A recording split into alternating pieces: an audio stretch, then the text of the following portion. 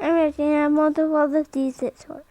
At the age of 6, Richie had over 9 surgeries, which included multiple stomach bypass surgeries, 9 transfusions, and more than 250 blood draws.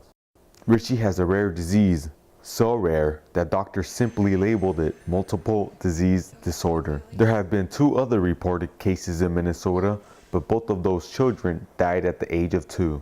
What began as a simple infection diagnosis 2 days after birth led to many trips in and out of the hospital. I didn't understand what was happening when these things were happening. Nobody prepares for the unknown. 3-week-old Richie had his first surgery on the stomach, but the surgery did not take, and shortly after, he found himself lying on a hospital bed.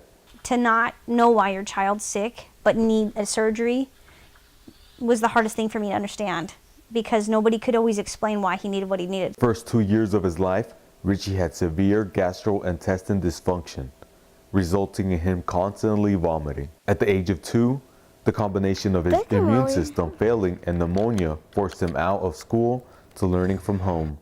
In fact, he spends the majority of time at home. He lives in a bubble. It's his happy bubble is what we call his home. We try to make it as comfortable of an environment as he possibly could have. Richie also has respiratory problems and needs daily steroid respiratory treatment for his asthma and damaged lungs.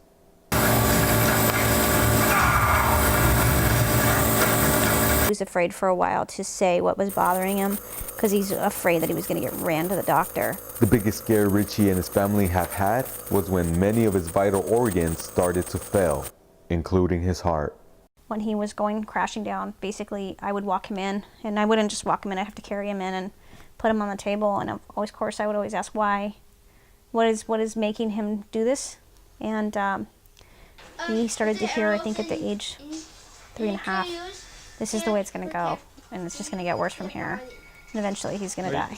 When his heart began shutting down, many doctors refused to operate because of his immune system. After Vanessa sent out several letters to the best hospitals, she finally got a positive response, and Richie was airlifted out to the Mayo Clinic Hospital in Minnesota to receive arterial septal defect surgery. The surgery was successful, and he spent a month in recovery. Reason and these trials that he goes through are, God's doing. As sad as it sounds, I believe that there's going to be an answer. I believe that he's going to have a resolution. The last 2 years, Richie and his family have spent fighting his disease. New tests are being run on Richie called whole exome sequencing, hoping to find the cause and a cure. The final costs for Richie's medical procedures and homeschooling have begun to take a toll on the family.